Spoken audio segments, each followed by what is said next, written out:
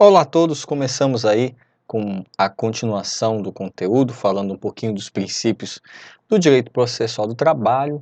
Eu me lembro que na aula passada eu parei exatamente aqui em conciliação, falar um pouquinho do princípio da conciliação. Bom, não é muito falar que a Justiça do Trabalho, ela preza muito pela conciliação. Ela tradicionalmente é conhecida como a Justiça da Conciliação. Sempre buscou, desde seus primórdios, tá? Sempre buscou a conciliação como uma forma mais rápida de satisfazer os anseios e desejos do reclamante, do reclamado, enfim. Lembrando sempre que nós estamos tratando de verbas de natureza ali alimentar. Então, nós temos o quê? Temos que ter celeridade em resolver. E às vezes, aquela premissa de que é bom um mau acordo do que uma ótima sentença, às vezes sim, faz sentido, porque você antecipa aquilo que você vai receber. Mesmo se tratando de uma justiça um pouco mais rápida que as demais, né? A justiça do trabalho é um pouco mais rápida que a justiça comum, tempo é dinheiro. E quando você tem um trabalhador que está precisando receber as suas verbas, ou seja, não conseguiu ali, foi demitido por justa causa, e essa justa causa não aconteceu, esse trabalhador está sem dinheiro, está sem, se ele tiver uma família, toda a sua família está numa situação complicada. Então, às vezes, o acordo é o caminho mais rápido para solucionar esse litígio. E a própria CLT já traz ali como premissa esse princípio da conciliação. Aonde? Lá no seu artigo 764. Vejam aí na tela. Os dissídios individuais ou coletivos submetidos a apreciação da Justiça do Trabalho serão sempre sujeitos à conciliação. Aí ele continua, parágrafo 1º, para os efeitos deste artigo, juízes e tribunais do trabalho empregarão sempre os seus bons ofícios de persuasão no sentido de uma solução conciliatória dos conflitos. Segundo, não havendo acordo, o juiz conciliatório converter-se-á obrigatoriamente em arbitral, proferindo a decisão na forma prescrita neste título, e é lícito às partes celebrar acordo que ponham termo ao processo, ainda mesmo depois de encerrado o juízo conciliatório. Então veja que por esses fatores, a Justiça do Trabalho ela é conciliatória. Ela tem essa premissa da conciliação. Ela determina que a conciliação seja tentada obrigatoriamente, tá, em dois momentos. Obrigatoriamente em dois momentos. Então você não vê isso em outros ramos do judiciário, mas na Justiça do Trabalho você tem dois momentos. Antes do recebimento da defesa, em que o juiz abre ali um momento para conciliação, e também após as razões finais, artigo 846 e artigo 850 da CLT. E o mais interessante é que a Justiça do Trabalho ele tem uma junta de conciliação, um centro de conciliação. Então, antes mesmo da audiência perante o juiz, você tem ali o momento de conciliação, você tem um momento no centro de conciliação, ou seja, com o conciliador, a figura do conciliador, não é um juiz, mas um profissional habilitado para fazer essa conciliação. E a CLT, como eu falei no artigo 846, ela cita o seguinte: aberta a audiência, o juiz ou presidente proporá a conciliação. Parágrafo 1º, né, se houver acordo, lava-se ao termo, acabou, morreu, acabou aqui, teve acordo, lava-se o termo, assinado pelo presidente e pelos litigantes, ou pelo juiz, pelos litigantes, consignando-se o prazo e as demais condições do cumprimento. Entre as condições a que se refere o parágrafo anterior, terá a ser estabelecida de ficar a parte que não cumpriu o acordo obrigada a satisfazer integralmente o pedido ou pagar uma indenização convencionada, às vezes até uma multa. Aí o próximo artigo 850, vejam aqui está, terminado a instrução, poderão as partes aduzir razões finais em prazo não excedente de 10 minutos para cada uma. Em seguida, o juiz ou presidente renovará a proposta de conciliação e não se realizando, aí fica concluso para ele proferir a sentença. Então vejam que existem os dois momentos da conciliação na Justiça do Trabalho. Vai ter até três momentos. Se você considerar ali o centro de conciliação, antes mesmo de ter audiência na vara do trabalho, você vai ter no mínimo três momentos. E ali, claro, entre esses três momentos, pode haver conciliação a qualquer tempo, tá? As partes podem convencionar, né? Antes do juiz proferir a sentença, podem convencionar e entrar no acordo. E pronto, pode se cumprir, tá? Então, a proposta final de conciliação, nos termos do 850, é indispensável. E é interessante que você tem ali o centro de conciliação, você tem ali, antes da apresentação da contestação, o juiz reúne as partes e pergunta: vocês não têm interesse em compor um acordo para a gente resolver logo esse litígio de uma vez, por fim a essa situação? E aí as partes podem entrar em acordo. Caso não entrem em um acordo, o juiz vai prosseguir com a audiência. Então as partes vão poder presenciar o que vai acontecer na audiência. E aí, depois das alegações finais, 10 minutos para cada parte, o juiz do trabalho vai renovar ali a proposta de acordo. Então veja, pense em uma estratégia como advogado. Você já passou ali, já viu a contestação do seu, né, rival ali da outra parte, você já analisou os documentos, você já ouviu as testemunhas, você ouviu os depoimentos, então você já tem uma noção se vale a pena ou não esperar a sentença do juiz. E aí, se você acha que é melhor um acordo, e saiba que o juiz vai ter que renovar esse momento de conciliação depois das alegações finais. Então, geralmente, numa audiência trabalhista, o juiz pergunta: doutor, as alegações finais, alguns geralmente dizem remissivas a iniciais, ou seja, vai dizer assim, repete-se os fatos narrados na inicial. Às vezes, quem apresenta a contestação diz, não, remissivas à contestação, repete exatamente aquilo que estava na contestação, isso se não tiver nada novo para se dizer. Então, nesse momento, o juiz vai dizer, doutores, depois de tudo aqui, há uma possibilidade de acordo? Mas por que o juiz faz isso? Porque ele é bonzinho? Não, porque a CLT obriga. Tá? A CLT no artigo 850 diz que tem que haver esse segundo momento, no mínimo, tá? Esse novo momento de conciliação no final do processo. E é indispensável. A ausência desse momento, essa proposta, essa abertura para que haja essa conciliação, a ausência disso poderá acarretar até nulidade do processo. E é um ponto interessante, tá? Uma vez que retira da Justiça do Trabalho o poder de decidir a matéria controvertida. Então, vejam aí, tem um julgado de um TRT, sexta região, segunda turma, um recurso ordinário 797397. A relatora juíza Josélia Moraes, vocês estão vendo aí na tela, e ela colocou que a proposta final de conciliação nos termos do artigo 850 que a gente acabou de ler, é indispensável. A sua ausência, portanto, gera a nulidade processual, ou seja, põe todo o processo por terra, para você ver como é a obrigatoriedade do juiz ter esse segundo momento de conciliação. Não satisfeitos, trago mais uma jurisprudência para vocês. Nulidade, a ausência da segunda proposta conciliatória e de razões finais. Por faltar a formalidade essencial para a validade do ato, no caso, a formulação de razões finais e da segunda proposta conciliatória, ocorre a nulidade da sentença. Mais uma decisão do TRT da 12ª Região, terceira turma, relator juiz Marcos Pina Mugnaini, perdão, não conheço, não sou conhecido íntimo dele para saber como se pronuncia o nome dele, tá? Mas está aí para vocês. Mais uma jurisprudência com relação à ausência de conciliação no momento das alegações finais.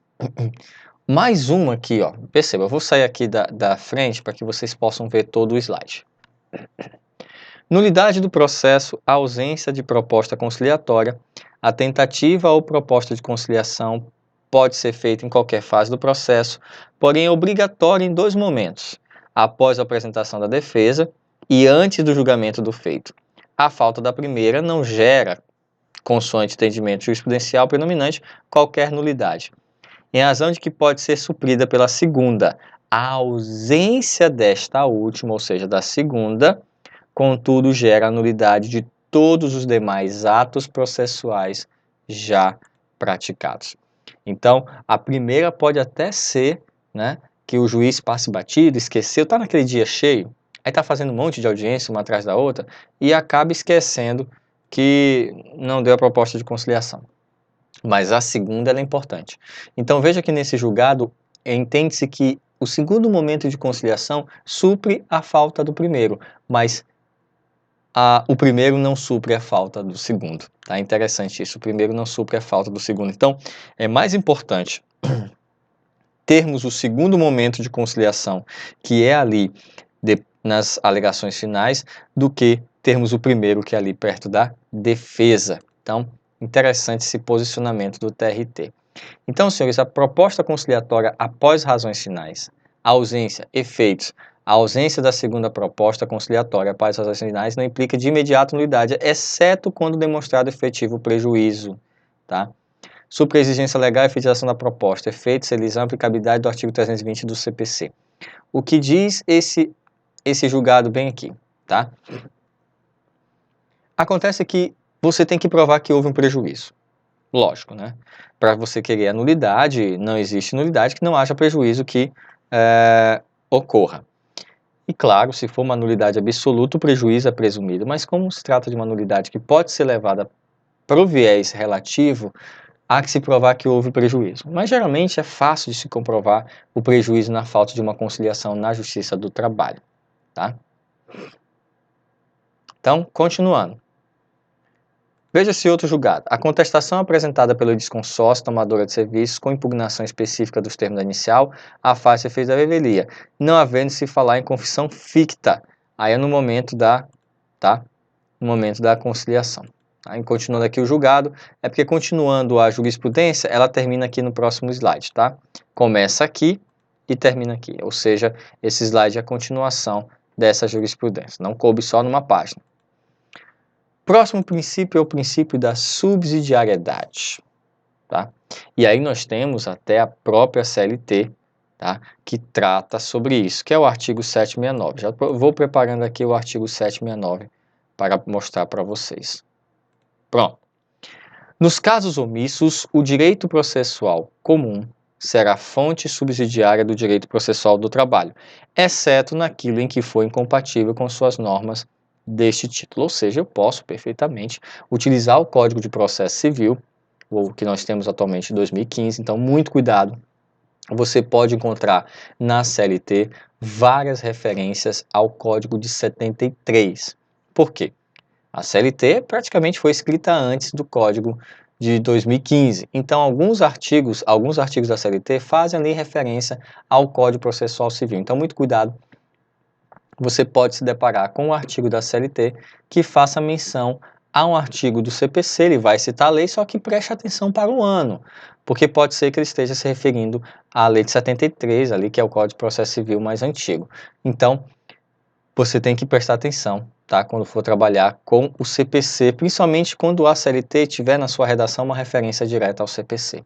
Então, na fase de conhecimento, o artigo 769, que é esse que a gente acabou de ler, assevera que o direito processual comum, ele é o quê? Ele é fonte subsidiária do direito processual do trabalho.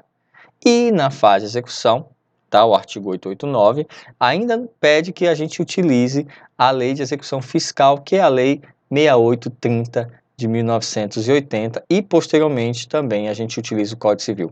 Então, quando a gente está ali falando, tá? Quando a gente está falando ali de execução, então temos que usar a lei de execução fiscal. Está aqui para vocês o artigo 889. Aos trâmites incidentes do processo da execução são aplicáveis naquilo em que não contravierem o presente título, que o artigo 889 está dentro do título que fala ali da execução trabalhista, os preceitos que regem o processo dos executivos fiscais para a cobrança judicial da dívida ativa da Fazenda Pública Federal. É justamente, tá? Esse texto final faz referência justamente à lei de execuções, tá? Fiscais, que é a lei 6830 de 1980. E o que não estiver descrito na lei de execução fiscal, eu vou ter que me remeter ao Código de Processo Civil. Perfeito? Então vamos lá, vamos continuar. Próximo princípio, majoração dos poderes do juiz do trabalho na direção do processo.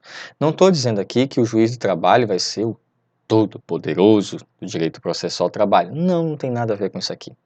Mas ele vai ter uma postura maior, tá?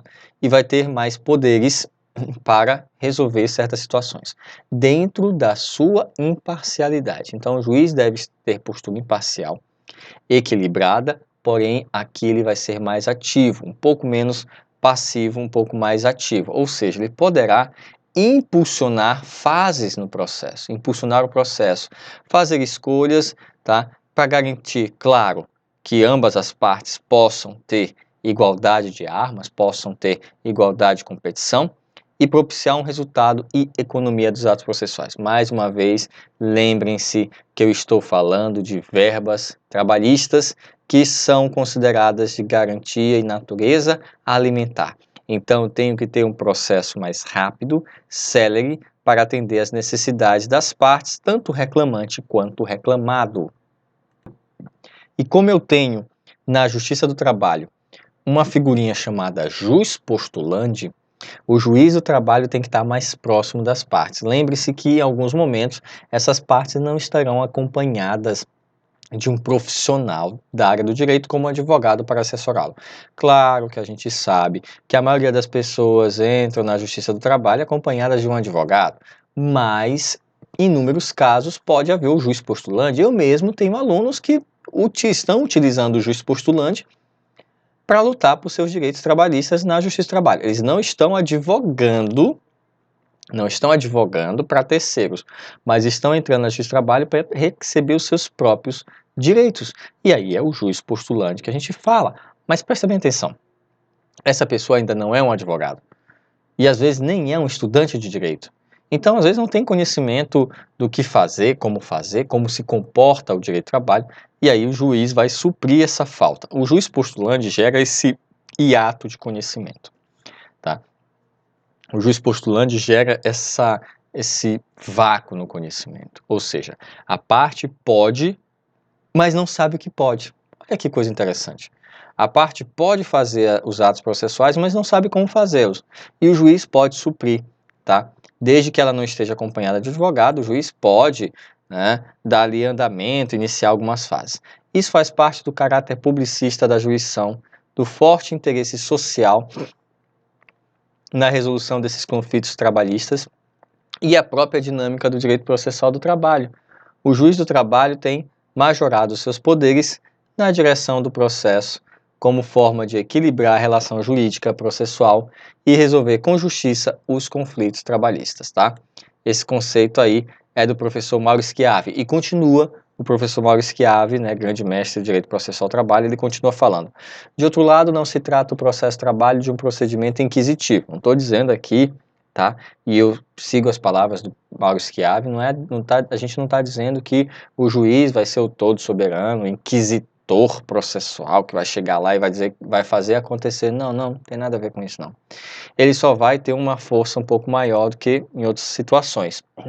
Então, não se trata do trabalho de um procedimento inquisitivo, instaurado de ofício pelo juiz e movimentado sem ampla possibilidade de discussão da causa pelas partes. Ao contrário, continua o professor Mauro Schiavi, ao contrário, trata-se de procedimento nitidamente contraditório, com ampla participação das partes, não sendo possível ao magistrado instaurá-lo de ofício.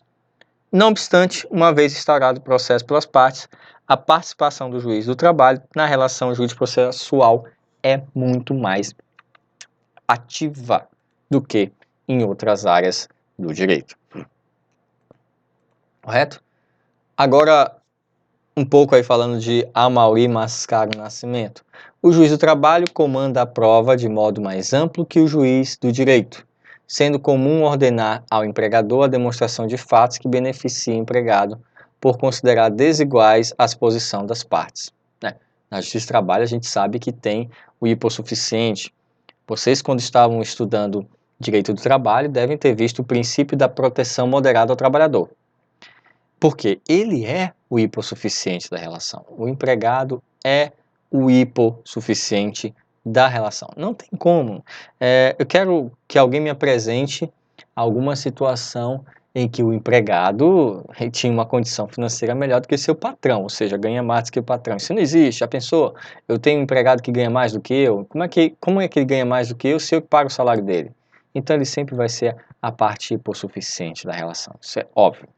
Mas o direito do trabalho sabe disso. O direito do trabalho tem essa noção de que o empregado ele é o polo hipossuficiente, ele é a parte fragilizada. Então, segundo Amaury Mascaro Nascimento, o juiz do trabalho ele sabe disso, tá? Ele sabe dessa desigualdade, essas posições, entende que a empresa sempre está muito mais aparelhada, sempre bem mais aparelhada do que os empregados, tem mais conhecimento, tem um corpo. Às vezes essa empresa tem um escritório de advocacia só para cuidar das causas trabalhistas. Eu mesmo já fui contratado uma vez por uma empresa para cuidar somente da parte trabalhista. E assim, digo logo para vocês de antemão, advogar para a reclamada é você se preparar para levar cascudo o dia todo. Então assim, você já entra culpado. É uma realidade, não vou mentir. Advogar para a reclamada, você já entra culpado na história. Então você vai ter um trabalho maior para provar que realmente a empresa tinha razão e que pagou tudo que era de direito ao empregado. Mas sempre fica alguma coisa para ajeitar.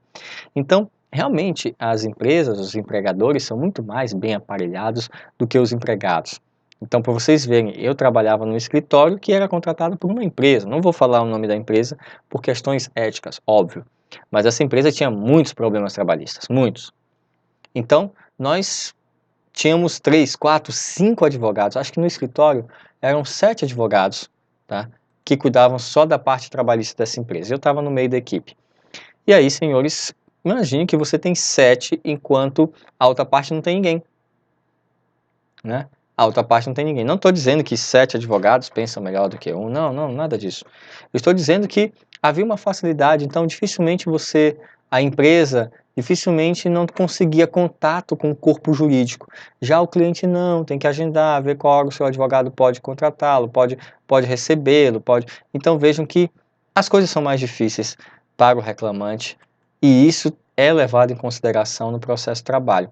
E aí, continuando o conceito de professor Maurício Mascaro Nascimento,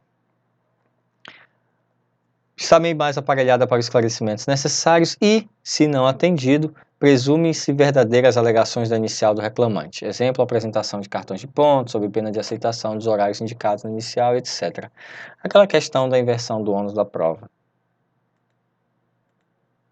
E aí temos alguns artigos que eu vou proceder à leitura com vocês, tá bom? Então vamos começar pelo artigo 765 da CLT. Vou jogar aqui na tela para vocês. Vejam só aqui o que diz o artigo 765. Os juízes e tribunais do trabalho terão ampla liberdade na direção do processo e valerão pelo andamento rápido das causas, podendo determinar qualquer diligência, vou repetir de novo, qualquer diligência necessária ao esclarecimento delas. Então veja aí que o juiz tem esses poderes. Continuando, vamos para o artigo 878, se não me engano é 878 próximo, tá? É isso mesmo, 878. Olha o que diz o 878.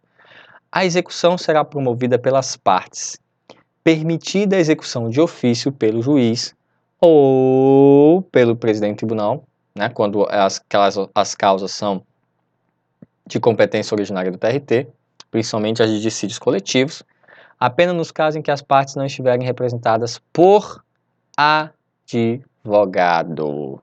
Vejam aí que foi alterado pela lei número 13.467 de 2017.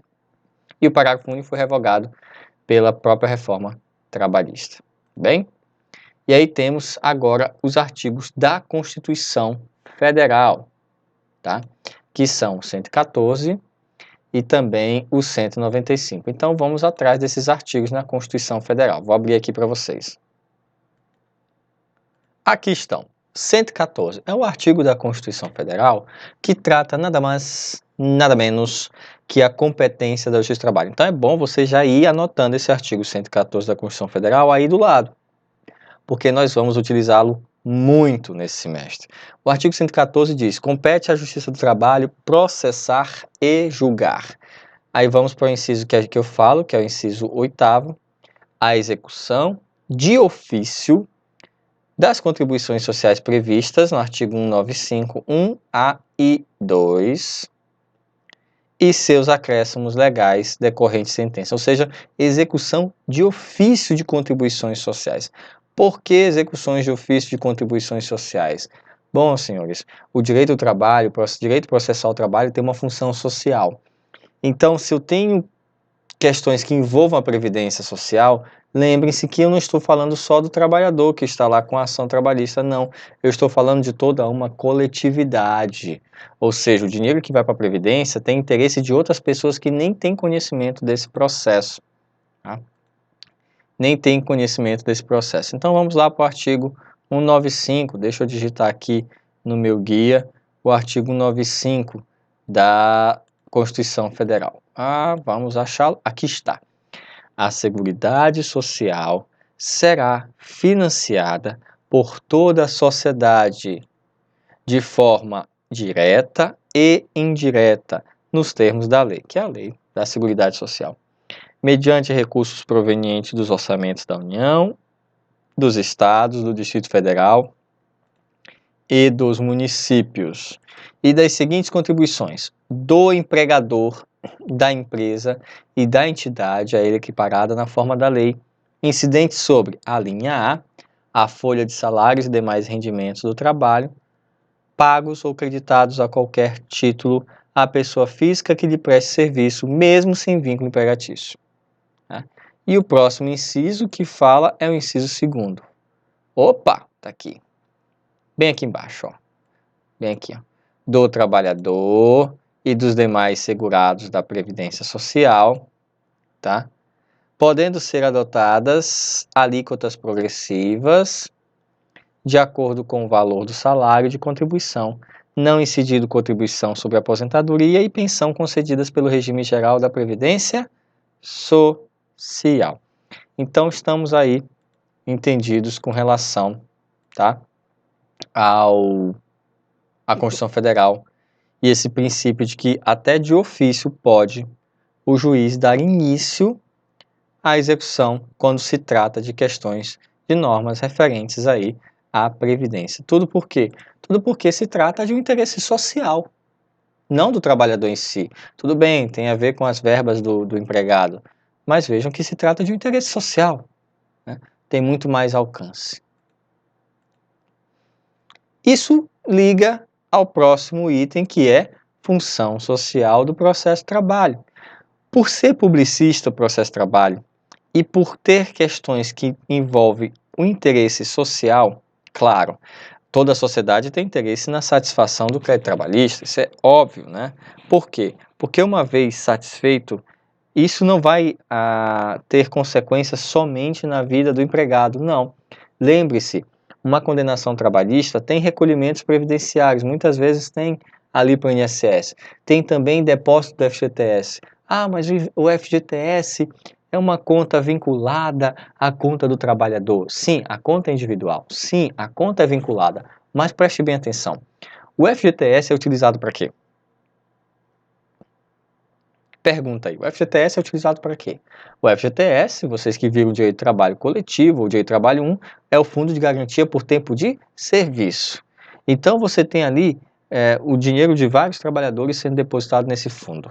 Esse fundo ele é utilizado, ele é primeiro controlado pela Caixa Econômica Federal, mas ele é utilizado com uma finalidade.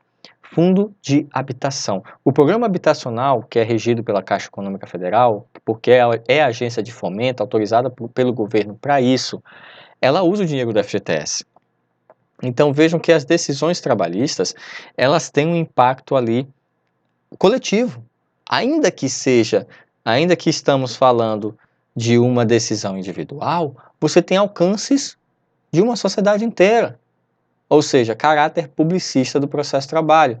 É interesse social, é relevante. O processo de trabalho, mesmo que você trate de uma questão, de um dissídio individual, vai ter consequências a níveis coletivos. Agora, quando você está tratando de uma questão de coletividade, direito coletivo, como, por exemplo, uma greve, aí não tem nem o que se discutir, né? Aí você já tem o interesse coletivo inerente, já tem o impacto social, não tem nem o que exemplificar. Então, existe essa função social do processo de trabalho, esse caráter publicista. O juiz do trabalho, ele direciona o processo no sentido de que este caminho seja célere, justo e confiável, tá? E claro, vai ter igualdade de oportunidades. Eu separei aqui igual, tá? De idades, para você que vão ser armas iguais, tá? Eu tentei fazer aqui para ficar um pouco mais perceptível igual e igualdade de oportunidades, oportunidades iguais, dando a cada um que é seu por direito, tá? Atos processuais praticados de forma razoáveis, atos processuais garantindo a efetividade processual. Como eu estou falando de 1. Verba de natureza alimentar, 2. Caráter publicista, 3. Interesse social, esse processo não pode ficar se arrastando por muito tempo, tá? Porque mesmo se tratando de questões de dissídios individuais, não vou nem falar de dissídios coletivos, porque é claro que mesmo se tratando de dissídios individuais, você tem um interesse social por trás disso tudo, tá? E aonde você olha isso? Você olha isso justamente no artigo 8º da CLT. Vou mostrar para vocês aqui o artigo 8º da CLT, o texto do artigo 8º, para vocês entenderem essa função social do processo do trabalho. Aqui está.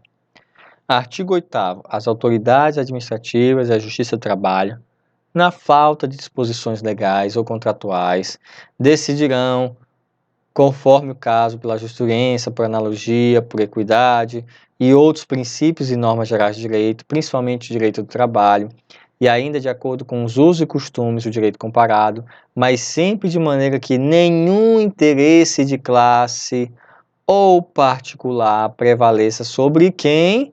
O interesse público, tá?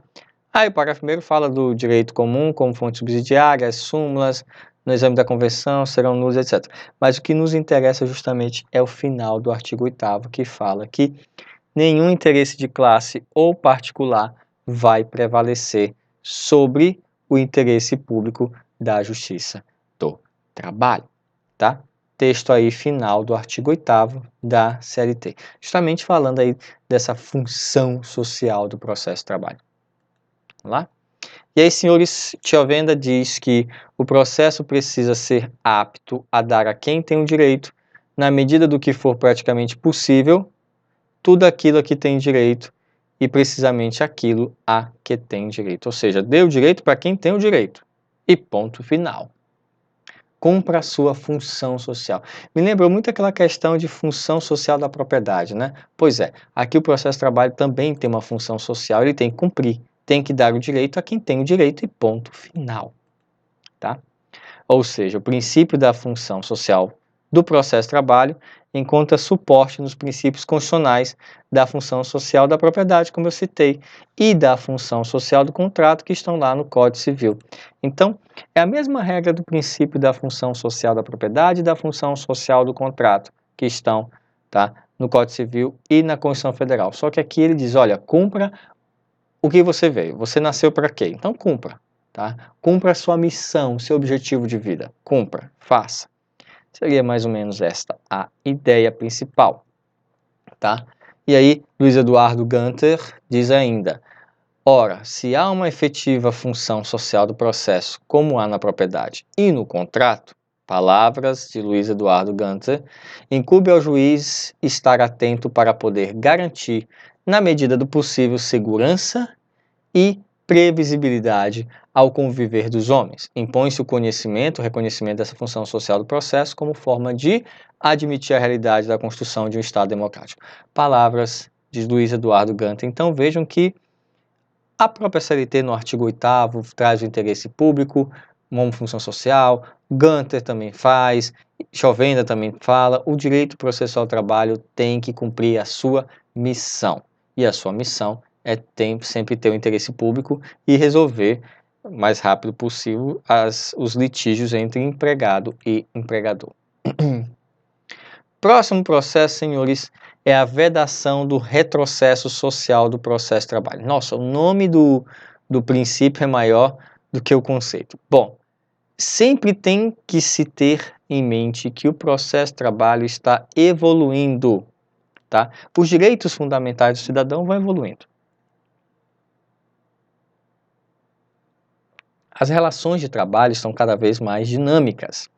A justiça do trabalho está se aparelhando para ser cada vez mais dinâmico. E aí, senhores, os papéis são relevantes na doutrina e na jurisprudência para a melhoria constante do processo do trabalho, para assegurar o princípio da melhoria da condição do trabalhador.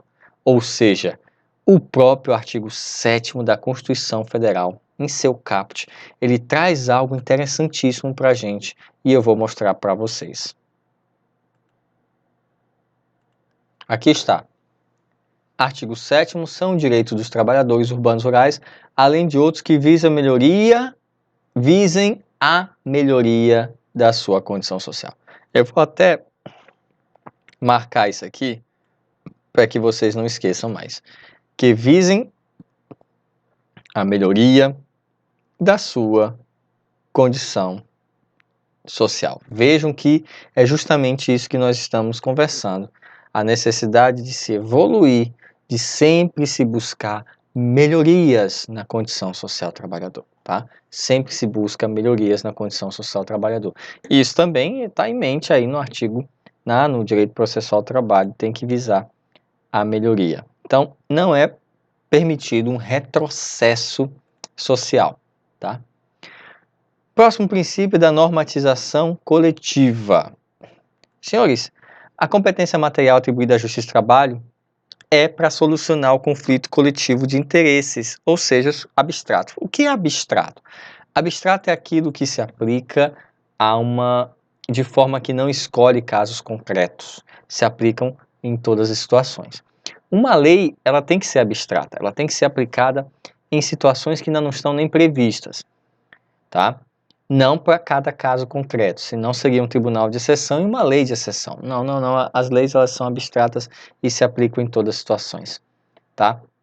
Então temos que ter normas aplicáveis para categorias econômicas, conflitos, ou seja, se busca na Justiça do Trabalho, o que se busca é a normatização coletiva, atender o maior número de categorias profissionais dentro da Justiça do Trabalho, tá? É o que busca o processo de trabalho, a normatização coletiva. É o poder normativo da Justiça do Trabalho. Isso aqui é interessante. Muito se critica sobre esse tal poder normativo da Justiça do Trabalho. Ou seja, uma competência anômala, tá? Que é conferida à Justiça do Trabalho para, através dos dissídios coletivos, ou seja, solucionar os conflitos coletivos, criar normas. E sim, a Justiça do Trabalho tem o poder de criar normas. Estou falando de quem? Justamente das sentenças normativas. Quando nós estamos estudando direito coletivo, nós temos as sentenças normativas. Essas sentenças normativas têm um prazo de validade, mas são decididas em dissídios de natureza coletiva, ali de competência a do TRT. Então, essas sentenças têm roupagem de norma, e aí começa a confusão jurídica, aí começa a crítica. Muitos legisladores dizem que é a justiça tentando legislar através de decisões judiciais, e muitos até dizem que não, a justiça não tem ali competência para criar leis, para criar normas. Não são bem leis. As sentenças normativas, elas têm corpo de lei, elas se apresentam como lei, elas são coercitivas, elas são abstratas, elas são impessoais, mas elas têm um prazo de validade e podem ser revistas anualmente, que são justamente as sentenças normativas da Justiça do Trabalho, que a gente vai vê-las na frente, não se preocupe, tá?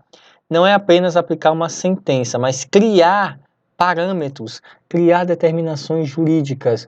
Uma sentença normativa cria regras. Por exemplo, você tem um dissídio coletivo entre sindicato da construção civil e sindicato patronal das construtoras, por exemplo.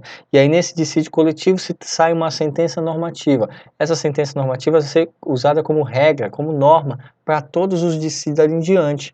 Ou seja, o sindicato dos trabalhadores da construção civil e o sindicato patronal das construtoras, elas terão que seguir as normas estabelecidas nessa sentença normativa, que vai se apresentar como se fosse uma norma, uma lei. E aí começa toda a crítica em cima da Justiça do Trabalho. Os legisladores dizem, os juízes do trabalho não têm competência material para criar normas. Tudo bem, pode ser até que seja uma atividade anômala, tá, do Poder Judiciário, mas não dá para a gente afirmar que o Judiciário Trabalhista não tenha competência intelectual para criar normas trabalhistas, não é verdade? Além do mais, nós temos alguns legisladores que não têm competência nenhuma. Fica a crítica para vocês. Mas vejam que há a questão da normatização coletiva no dissídio coletivo, a Justiça do Trabalho pode criar sentenças normativas. Na verdade, os três poderes como um todo, e vale um parênteses para explicar isso aqui para vocês. Os três poderes, eles são harmônicos independentes entre si, mas eles podem exercer funções anômalas, ou seja, funções atípicas. O Executivo, ele executa, mas ele pode legislar? Sim, claro que ele pode legislar. Não como Congresso, mas ele pode através de decretos ou medidas provisórias. Ele pode, ou até decretos mediante leis delegadas que o Congresso autoriza. O Legislativo pode legislar, que é a sua função principal, e pode julgar também. Como? Ora, o processo de impeachment, ele é feito inicia a abertura na Câmara, mas o julgamento é feito no Senado. Um julgamento de um órgão colegiado, ainda por cima. É ser visto como um órgão colegiado, né? Como tivemos aí a votação do último impeachment. E temos também o Judiciário. O Judiciário pode legislar? Pode, função atípica. Como assim pode legislar? Simples, estamos falando aqui das sentenças normativas que têm corpo de norma, além dos próprios regimentos internos de cada tribunal que são feitos ali pelos próprios tribunais. Tá? Então, esse poder normativo da Justiça do Trabalho atua no vazio da lei, ou seja, quando não há lei dispondo sobre a situação e é um dissídio coletivo, você tem a decisão de um colegiado e essa sentença vai ser sentença normativa. Está aqui o nome, tá? Por meio das chamadas sentenças normativas. Acho que vocês devem estar vendo o cursor, tá? As chamadas e as famosas sentenças normativas. Essa é a função dessas, tá? Dessa criatura abençoada. E aí, senhores, temos argumentos favoráveis ao poder normativo, e eu posso apontar alguns. Primeiro, tá? Esse poder normativo traz acesso à justiça do trabalho. B, garantia de efetividade dos direitos. Poxa, legal. Garantia de equilíbrio na solução do conflito coletivo. Tradição dos países do terceiro mundo em solucionar o conflito por meio do poder judiciário. E não impedimento de trabalhadores e empregadores criarem consciência de classe e regular seus próprios interesses. Então, argumentos favoráveis que nós temos aí às sentenças normativas. Também temos redução da litigiosidade e pacificação social. Ora, se você, com uma sentença normativa, você decide aquela questão, ainda serve como norma para outras questões daquela mesma categoria. E também a sindicalização por categoria e a unicidade sindical, tá? E claro, você tem aí em mente a fragilidade do movimento sindical brasileiro, tendência universal do acesso à justiça para a defesa dos interesses difusos, coletivos e individuais homogêneos. Argumentos favoráveis.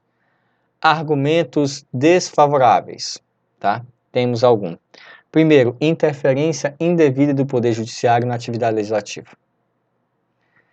Esse é um argumento desfavorável, não é meu, são dos doutrinadores, tá? Não estou dizendo que sou, não. Doutrinadores acham que seria uma interferência do Poder Judiciário nas funções do Legislativo. B, a morosidade do Judiciário Trabalhista em dissídios coletivos, tá? E essa crítica é da doutrina e não minha, porque, sinceramente, atualmente, a Justiça do Trabalho não está tão morosa quanto o Legislativo. Temos projeto de lei engavetado aí há muito tempo. Cadê a votação da lei complementar da taxação do imposto sobre grandes fortunas? Está se arrastando aí, desde que a Constituição Federal teve a previsão do imposto, do tributo, a lei complementar está se arrastando até hoje. Falta de efetividade da sentença normativa, pois muitas vezes ela se distorce da realidade. Despreparo técnico do juiz em conhecer efetivamente o conflito coletivo e a realidade da categoria. Engessamento da negociação coletiva, ou seja, a sentença normativa tiraria os poderes das negociações coletivas. E a acomodação das categorias profissionais econômicas esperando a decisão de um juiz do trabalho. Aí nós temos esses aspectos, tá, que são contrários para a aplicação da sentença normativa. Vimos que temos argumentos favoráveis e também vemos que temos argumentos que são ali desfavoráveis à utilização das sentenças normativas. porque a maioria dos doutrinadores eles acabam achando que é uma intromissão, tá, do poder judiciário dentro das funções do poder legislativo, certo? Seria uma intromissão. E com isso encerramos aí os princípios, a introdução e também os princípios do direito processual do trabalho. Viram que eu fiz aí 2 aulas, né? Tem a parte introdutória, começamos a falar dos princípios e aí concluímos os princípios utilizados no direito processual do trabalho, tá? Finalizamos, aí depois vamos entrar com outros conteúdos, mas finalizamos a parte introdutória e o estudo dos princípios. Lembrando, qualquer dúvida, eu estarei durante o horário das aulas no chat, tá? Se você pode mandar mensagem no chat, se você não conseguir acessar o chat, né, você pode deixar sua dúvida no fórum, podemos até abrir discussão dentro do fórum para a gente debater um pouco sobre todas essas questões que eu apresentei para vocês, e também podem mandar uma mensagem para mim lá dentro do AVA, uma mensagem direta, e lá eu irei responder. E, sinceramente, se eu puder optar aqui, mande a mensagem, porque eu vou explicar a vantagem da mensagem, ou do fórum. O chat é muito bom porque eu respondo para vocês naquele momento, tá? Tem aquela interação. Mas a mensagem, ela fica arquivada. Então você pode rever a resposta sempre que quiser. Já o chat não, quando você sai, quando você volta, o chat apagou todo o texto. Então, se você quer fazer alguma anotação ou copiar aquela explicação, depois não vai conseguir. Mas se você mandar uma mensagem direta para mim dentro do AVA, eu respondo e aí sua pergunta fica salva e você pode rever quando quiser. E o fórum também fica arquivado, tá bom? Então a gente se vê até a nossa próxima aula. Não esqueçam de participar dos fóruns, das mensagens. Ah, e claro, leiam os artigos que eu vou colocando para vocês, porque nós vamos fazer atividades sobre eles. Então, pessoal, até a nossa próxima aula.